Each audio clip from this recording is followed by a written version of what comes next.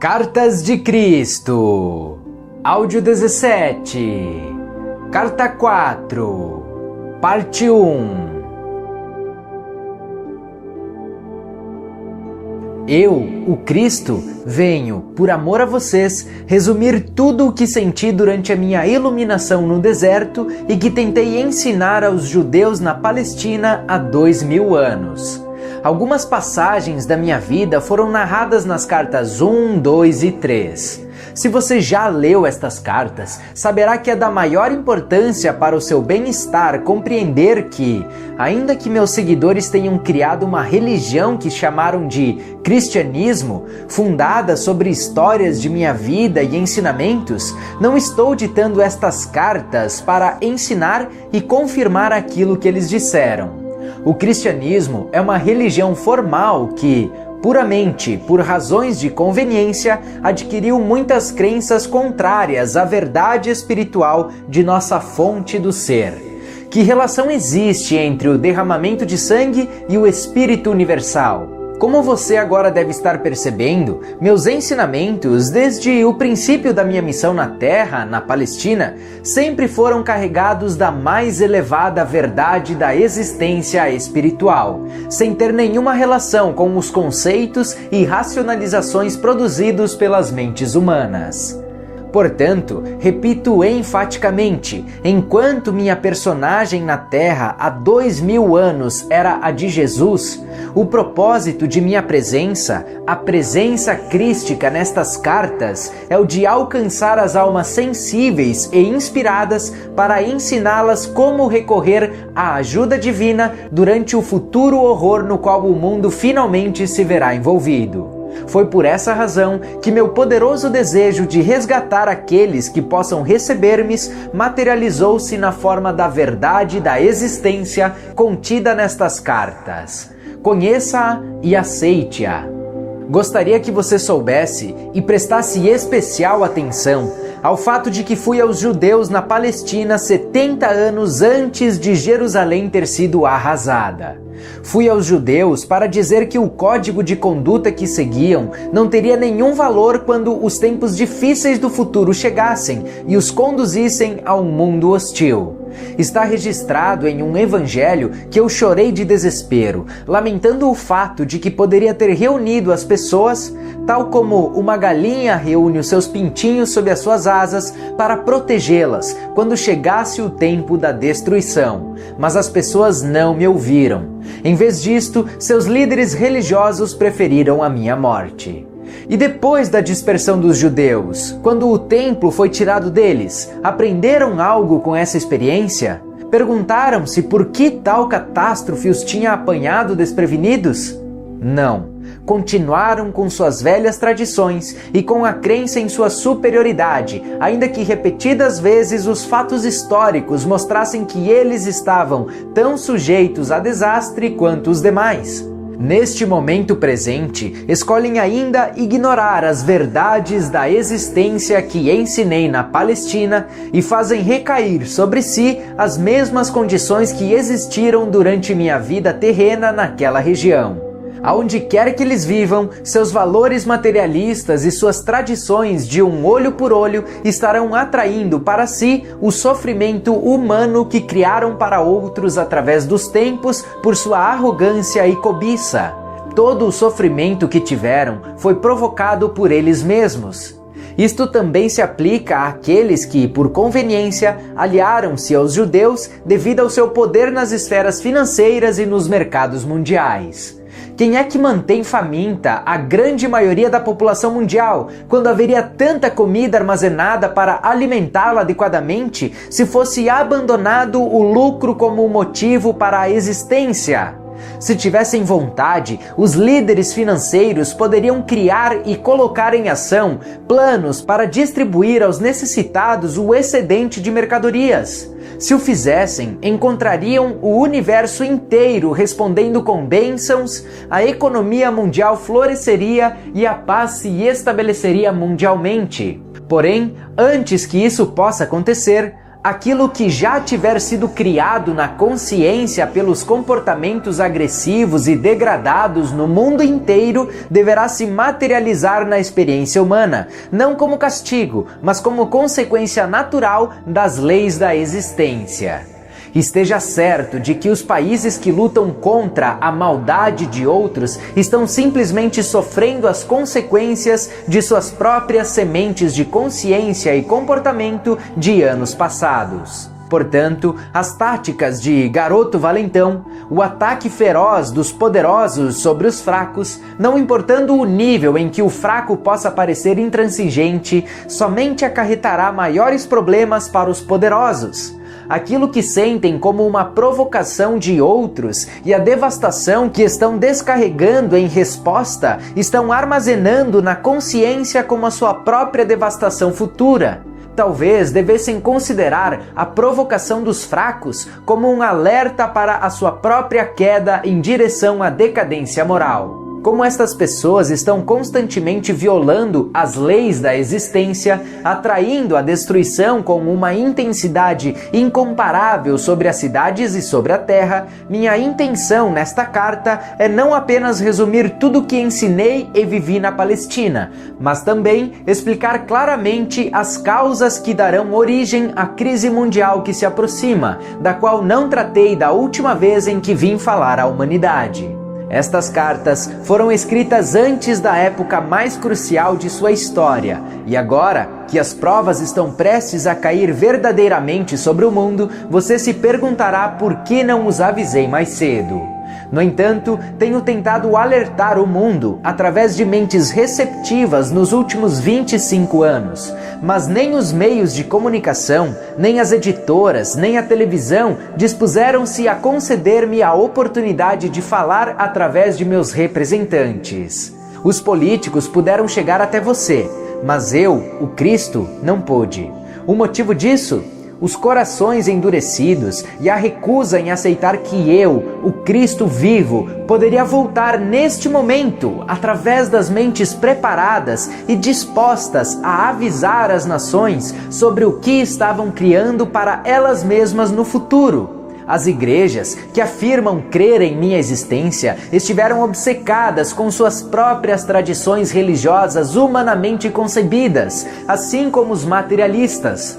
Agora que soa a 23ª hora, quando o medo toma conta das multidões e elas estão dispostas a levar em conta as minhas palavras, as portas devem se abrir sem reservas, ou de novo meus esforços pela humanidade terão sido em vão. Voltei para dizer que realmente haverá uma separação entre as cabras e as ovelhas, como é narrado nos evangelhos da Bíblia. As ovelhas se referem àquelas almas que possam receber pacificamente a verdade espiritual mais elevada que já é derramada sobre a terra. As cabras referem-se àquelas que não têm a capacidade de escutar nada nem ninguém, porque seus espíritos são demasiadamente rebeldes e egocêntricos. Por que serão separados agora? Porque aqueles que forem capazes de receber a verdade que estas páginas contêm e de viver segundo as orientações que vêm das leis da existência, verão que, ainda que o próximo período da história mundial seja de fato amargo, eles continuarão em relativa paz e proteção, na satisfação das necessidades e na elevação do espírito. As cabras, lamentavelmente, terão que suportar toda a força horrível de sua inata consciência rebelde.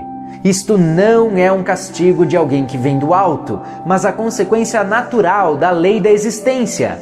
Aquilo que você carrega na mente e no coração acabará por se exteriorizar em seu corpo, em sua vida e no meio que o rodeia. Quando você resiste e se rebela, a vida oferece resistência no cumprimento dos seus desejos. Já faz muito tempo que ascendi até as mais altas frequências vibratórias da consciência nos reinos celestiais, e sou a própria consciência divina individualizada. Minha consciência pode envolver o globo terrestre para responder àquele que me chamar. Isto acontece com todos os grandes mestres que viveram na Terra, que se iluminaram e perceberam a realidade da fonte de todo o ser, e que ensinaram as pessoas desde a sua elevada iluminação. Eles foram elevados no poder espiritual para penetrar o denso véu da consciência humana e perceber o que realmente se encontra além do mundo da matéria. Viram tão claramente quanto permitia sua condição mental prévia a unidade básica da criação no interior do reino da criatividade em si. Todos eles, depois da transição para a dimensão seguinte da existência, escaparam da roda da reencarnação e alcançaram reinos cada vez mais altos de pura consciência espiritual individual, até os portais da própria consciência universal. Converteram-se em consciência divina individualizada, possuindo o poder e a visão interior da consciência divina. Eles também compartilharam da consciência crística, como eu dizia em uma carta anterior. Eles combinaram as alturas do amor inteligente com as alturas da inteligência amorosa, misturando o poder da vontade com o poder do propósito. Eles são igualmente masculinos e femininos em sua atividade. Eles são a perfeita manifestação de força e nutrição. Eles são um exemplo perfeito daquilo que todos os homens e mulheres deveriam esforçar-se para alcançar. Para alcançar tal perfeição do ser, o espírito humano deve deixar de lado toda divisão e rivalidade. Seja quem for seu profeta declarado, você pode estar certo de que ele é a própria vida e que ele é poderoso dentro da irmandade de todos os grandes mestres. Cada profeta, cada mestre percebeu a mesma realidade e viveu de maneira suficientemente pura para garantir que finalmente alcançará a meta de todo o homem, a perfeição no paraíso. É de vital importância que você entenda isso e que perceba que as separações que você faz entre os mestres são totalmente errôneas, porque estamos todos unidos em nossa fonte comum do ser. Somos a irmandade dos seres da vida, cada um manifestando através de sua individualidade a mais alta verdade de nossa fonte do ser. Somos iguais em pureza, poder, beleza, grandeza de espírito e amor. Portanto, as ovelhas de qualquer crença religiosa, aquelas que tenham evoluído suficientemente na compreensão espiritual da unidade fundamental de sua fonte do ser, devem rapidamente procurar unir-se em igualdade e irmandade em suas cidades e países, estender as mãos e ligar-se aos seus irmãos espirituais ao redor do mundo, sem levar em consideração tudo o que acontece no mundo exterior.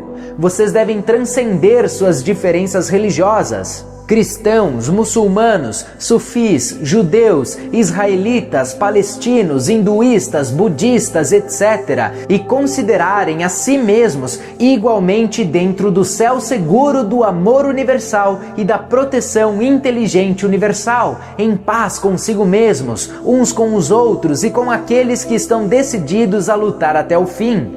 Somente assim o planeta sobreviverá ao sofrimento que paira sobre a humanidade. Eu também voltei para todos aqueles que não são nem muçulmanos, nem cristãos, nem budistas, nem hinduístas. Vim para aqueles que desejam, ou mais ainda, aspiram conhecer a realidade que está por trás de toda a existência. Eu disse a vocês que vim, na pessoa de Jesus, para os judeus da Palestina. Também poderia ter dito que vim para os árabes na pessoa de Maomé, já que Maomé e eu somos um único espírito. Dividir-nos numa pessoa com nomes diferentes, Jesus e Maomé, ou Maomé e Jesus, é o mesmo que dar sobrenomes diferentes a gênios idênticos, porque um deles ensina literatura e o outro matemática. Ambos pertencemos à consciência crística. Ambos somos individualizações da consciência divina. Quando estivemos na Terra, ambos falamos de um Deus de amor e de compaixão, segundo a forma pela qual nossa condição humana nos permitia perceber nosso conhecimento inspirado de Deus. Você deve ter em mente que ambos éramos seres humanos profundamente condicionados por nossas crenças tradicionais herdadas através dos séculos. Portanto, nossa inspiração nos veio através de mentes já portadoras de outras ideias. Como já disse, a inspiração, a menos que seja dirigida para uma mente limpa e desprogramada, sempre assumirá a característica das convicções adquiridas no condicionamento da primeira infância. Ao cessar o influxo de inspiração, a mente racional assume o controle e começa a explicar o novo conhecimento e a nova visão segundo as referências do que já é aceito pela mente humana. Mas, como contei antes, fui um rebelde quase desde o início de minha vida e não podia aceitar as crenças judaicas. Eu era uma vasilha limpa, ávida, receptiva, de mente aberta, na qual se poderia derramar a verdade da existência no deserto, me permitindo ver claramente a consciência universal. Nossas percepções são de uma espécie mais elevada. Somos de uma mesma mente, uma mesma vida, um único amor, alcançando igualmente o muçulmano, o judeu, o cristão, o budista e todos os seres, ateus ou agnósticos. Nossa única razão para buscá-los é para trazer a inspirada mudança no coração, que os levará a reconhecer sua essencial irmandade em espírito, que os incentive a ter novos pensamentos, a manterem relações pacíficas com o perdão em seus corações e daí em diante a viverem suas vidas de maneira diferente, extraindo luz de sua fonte do ser. Ambos teríamos muito a falar para você da consciência universal. A você que está vivendo nesta era, que alcançou grande compreensão científica e que já pode receber o que ambos temos a dizer. Juntos, dizemos a uma só voz: preste atenção, escute. Nós e você na Terra somos todos um nas próprias raízes de nosso ser. Qualquer destruição que você possa causar a outros também estará causando a si mesmo. Nós, deixamos claro que nós viemos para todas as pessoas de bom senso, de boa vontade e de bom coração, sem levar em consideração sua atual raça ou crenças religiosas. Nós abraçamos a todos, amamos a todos, acolhendo-os sob o manto da nossa consciência de proteção e segurança. Estamos conscientes de seus problemas na Terra neste momento. Nós estamos conscientes do conflito que existe há séculos entre o judaísmo e o islamismo. Mas esta ruptura não tem nada a ver com nós mesmos. Suas brigas não nos afetam. Por que arriscar seu próprio bem, sua futura felicidade, brigando por algum conceito sem sentido e, portanto, sem valor? Na verdade, vocês se apegam à religião escolhida porque, na profundidade de seus corações, estão todos buscando a fonte de seu ser, embora chamem a sua fonte do ser por nomes diferentes. Ambos estamos conscientes dos esforços individuais de alguns judeus para viverem uma boa vida e de alguns islamitas para verdadeiramente reverenciarem e venerarem Alá durante todo o dia, atribuindo tudo o que fazem e conseguem ao seu poder que trabalha através deles. Estamos conscientes de que há cristãos imersos em suas crenças de salvação pelo sangue de Jesus. Todos estão se esforçando para alcançar bondade, mas nunca alcançarão enquanto permanecerem divididos em suas crenças. Uma vez que o turbilhão de mútua agressão da atual consciência mundial tenha se esgotado completamente, chegará o dia, com toda certeza, em que muçulmanos, judeus, cristãos, budistas e hindus estarão juntos, rejeitando as diferentes de suas crenças religiosas e misturados num só povo para agradecer a consciência divina da qual recebem seu ser e da qual virão todas as futuras bênçãos sem limites de vidas belas e inspiradas, cuidando uns dos outros. Todos juntos reconstruirão sobre as velhas bases e dirão: abre aspas, que nunca volte a acontecer tal coisa entre nós, uma vez que agora sabemos que na raiz de nossa existência somos verdadeiramente unos. Quando causo sofrimento a você, eu também sou diminuído na vida divina e meu próprio sofrimento virá a seguir. Fecha aspas. Nós e a Irmandade na consciência crística também estamos plenamente conscientes dos budistas e hindus, dos seguidores do Tao, dos adeptos espirituais nas Filipinas e de todas as demais seitas e disciplinas religiosas de cada país, cujo objetivo é alcançar e tocar, ainda que momentaneamente, o equilíbrio de sua fonte universal do ser. Temos consciência de tudo. Todos vocês estão envolvidos em nosso amor universal, compaixão e proteção. Todos vocês são importantes para nós, independente da sua crença, pois todos são unos na raiz de seu ser. Suas almas estão unificadas na consciência divina. E todos estão unificados e são unos ao nível da alma, na sua fonte do ser. Quando uma gota de chuva cai na palma de sua mão, você pode dizer que, por estar em sua mão, ela se separou da chuva que cai na terra. Mas esta gotinha é diferente em seu ser, na composição química, na qualidade de pureza ou força do restante da chuva que está caindo ao seu redor. Você poderia tingir sua gotinha com tinta verde e torná-la verde, mas poderia dizer que a gotinha verde é completamente diferente do resto da chuva que cai naquele momento? Você, que é sensato, de boa vontade e de bom coração, sincero e verdadeiro, poderá responder: não, a chuva não é diferente. É exatamente igual em qualidade e em ser ao resto da chuva. A única diferença é que foi tingida com tinta verde, vermelha ou azul. Portanto, converteu-se em algo mais do que a chuva que está caindo ao meu redor. Mas a gotinha de chuva que está em minha mão tem basicamente a mesma natureza da chuva que cai. Cada um de vocês, não importa quem você é, qualquer que seja a cor da sua pele, o tipo de cabelo que enfeite a sua cabeça e a proteja do sol, o formato de seu corpo, a língua que você fala, os pensamentos que você tem, o tipo de palavras que usa, as obras e ações que realiza como resultado de suas crenças e pensamentos. Não importa quais sejam suas diferenças físicas e de consciência humana, você é igual a todos os demais, da mesma qualidade, gerado da mesma fonte do ser, tendo o mesmo potencial infinito, as mesmas capacidades espirituais infinitas a respeito de tudo. A única diferença entre cada um de vocês, árabes, muçulmanos, judeus russos, cristãos americanos, budistas tibetanos e hinduístas indianos, são os aspectos que foram adicionados a cada um como resultado da genética de seu parentesco e raça, meio ambiente, criação familiar, recursos familiares pobres ou abundantes, educação e circunstâncias de vida.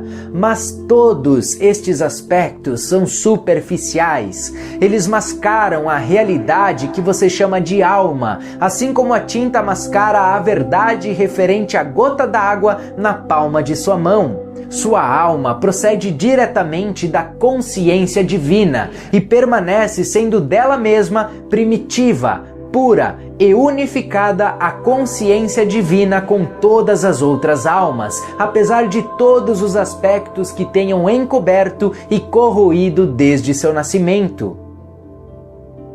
Continua no próximo áudio.